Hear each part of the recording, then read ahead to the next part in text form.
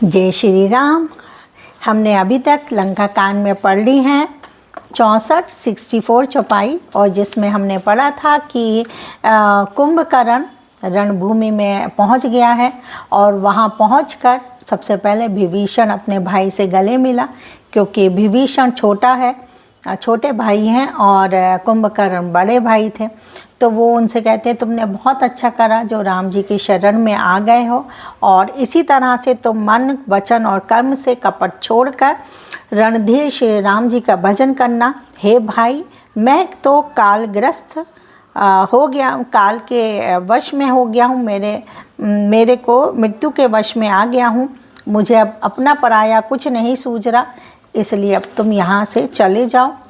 और इस तरह से कुंभकर्ण ने कहा है विभीषण से। आगे बढ़ेंगे। सबसे पहले बोलेंगे जय श्री राम। जय सीतापति श्री रामचंद्र की जय। मंगल भवन मंगल हारी, द्रवहु सो दशरथ अजर बिहारी। दीन दयाल बेरद सांभारी, हरो नाथ मम संकट भारी। बंधु बचन सुनी चला विभीषण, आयाऊ जह त्रिलोक त्रिभुवन विभूषण। नाथ भूधरा कार सारी राम, कुंभकर्ण आवत रणधीरा। भाई के वचन सुनकर विभीषण लौट गए और वहां आए जहां त्रिलोकी के भूषण श्री राम जी थे। विभीषण ने कहा, हे नाथ, पर्वत के समान विशाल देह वाला रणधीर कुंभकर्ण आ रहा है। एतना कपिह सोना जाब काना, किल किलाई धाए बलबाना।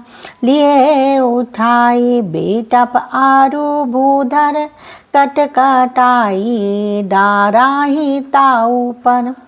बानरों ने जब कानों से इतना सुना तब वे बलवान किलकिलाकर हर्ष ध्वनि करके दौड़े, वृक्ष और पर्वत उखाड़ कर उठा लिए और क्रोध से दांत कटकटा कर उन्हें उसके ऊपर डालने लगे, यानी विभीषण के ऊपर फेंकने लगे। कोटि कोटि गिरि शिखर प्रहारा, करही भालु कापी एक एक बारा। मुरियो ना मनु तानु टरियो ना टारियो, जिमी गज अर्क फलनी को मारियो। रीछ बाना एक एक बार में ही करोड़ों पहाड़ों के शिखरों से उस पर प्रहार करते हैं, परंतु इससे ना तो उसका मन भी मुड़ा विचलित हुआ और न शरीर ही टाले टला। जैसे मादर के फलों की मार से हाथी पर कुछ भी असर नहीं होता है, इस तरीके से उसके ऊपर हो रहा था। बलवान तो था ही, वो बहुत ही विशालकाय था, बहुत बड़ा उसका शरीर था। तब मारुत सुत मुठिका हनियो, परियो धारनी व्याकुल सिर धुनियो। पुनि उठी तही मारे हनुमंता, घूमित भूताला परे तुरंता। तब हनुमान जी ने एक घूंसा मारा, जिससे वह व्याकुल होकर पृथ्वी पर गिर पड़ा और सिर पीटने लगा। फिर उसने उठकर हनुमान जी को मारा, वे चक्कर खाकर तुरंत ही पृथ्वी पर गिर पड़े। देखिए, हनुमान जी भी उसके एक वार से चक्कर खा के गिर पड़े, यानी कि वो भी इतना बलवान था। पुनि नाल नीलाही आवनी, पछारे सी जहते हैं पटकी पटकी भट डारे सी। चली बाली मुख सेन पराई, अति भय त्रसित ना को समुहाई। फिर उसने नलनील को पृथ्वी पर पछाड़ दिया और दूसरे योद्धाओं को जो भी जहाँ तहाँ पटक पटक कर डाल दिया। वानर सेना भाग चली, सब अत्यंत भयभीत हो गए, कोई सामने नहीं आता। इतना मतलब सबको वो के ऊपर प्रहार कर रहा था और सबको उसके प्रहार जो भी कर रहा था उससे कुछ ना कुछ आहत हो ही रहे थे लोग। तो अंगद आदि कपि मूर्छित करि समेत सुग्रीव, काख दाबि कपि राज कहूँ चला अमित बल सीब। सुग्रीव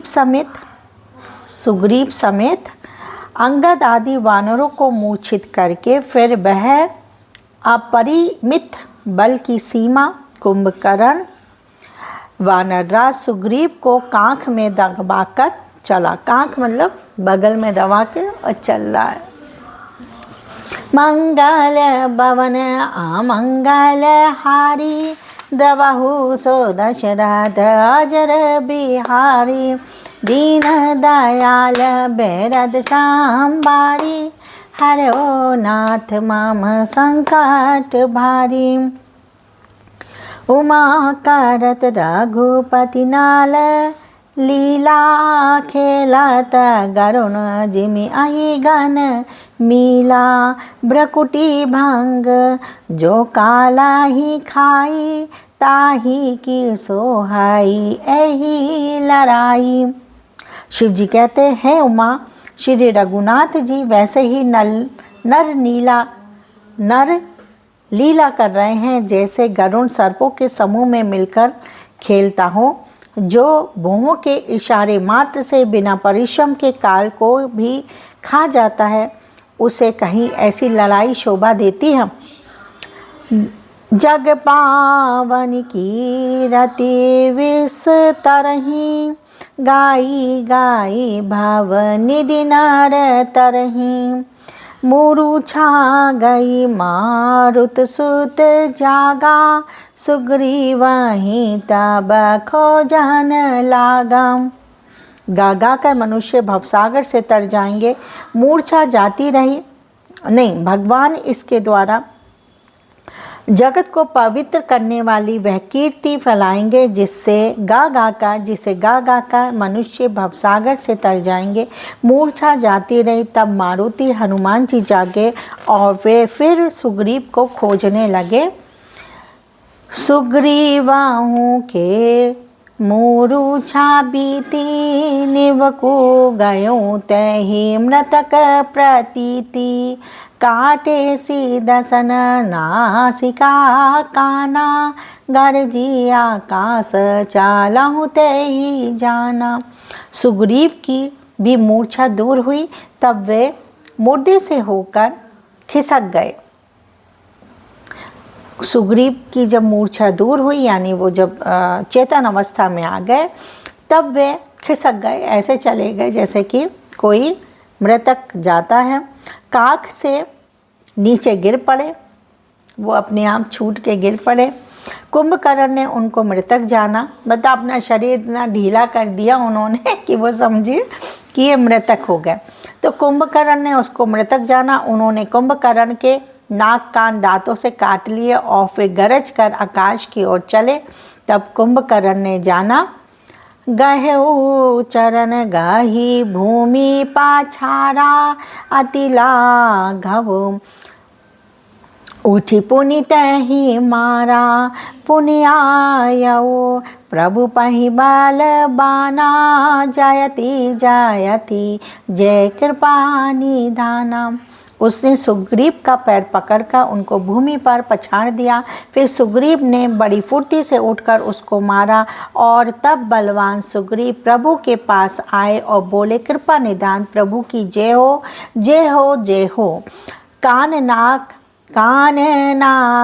काटे जिए जानी, फिरा क्रोधकारी भई मन गलानी, सहज भीम पुनि बिनु श्रुति नासा, देखत कपिदाला उपजी त्रासा।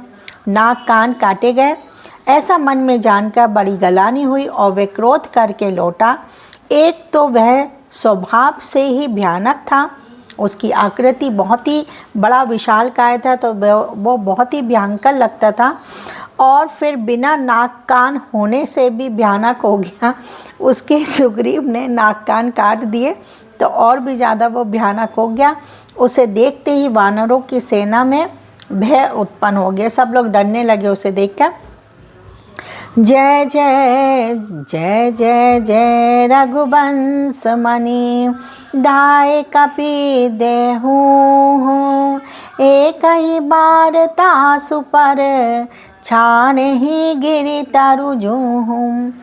रघुवंश मणि की जय हो जय हो जय हो, ऐसा पुकार कर वानर हूँ हूँ करके दौड़े और सबने एक ही साथ उस पर पहाड़ और वृक्षों के समूह छोड़े। यानी सब उसके ऊपर एक ही साथ में सबने झुंड बना के उसके ऊपर, कुंभकर्ण के ऊपर पहाड़ और वृक्ष, पेड़ों को, बड़े बड़े पेड़ों को उसके ऊपर छोड़ दिया। मंगल भवने अमंगल हारी, द्रवहु सो दशरथ अजर बिहारी, दीन दयाल बेरद सांभारी, हरो नाथ माम संकट भारी, उमा सहित सिया जपति पुरारी, मंगल भवने अमंगल हारी। तो आज हमने लंका कांड में 2 चौपाइयाँ करी हैं, 65, 66। फिर कल मिलते हैं, तब तक जय श्री राम।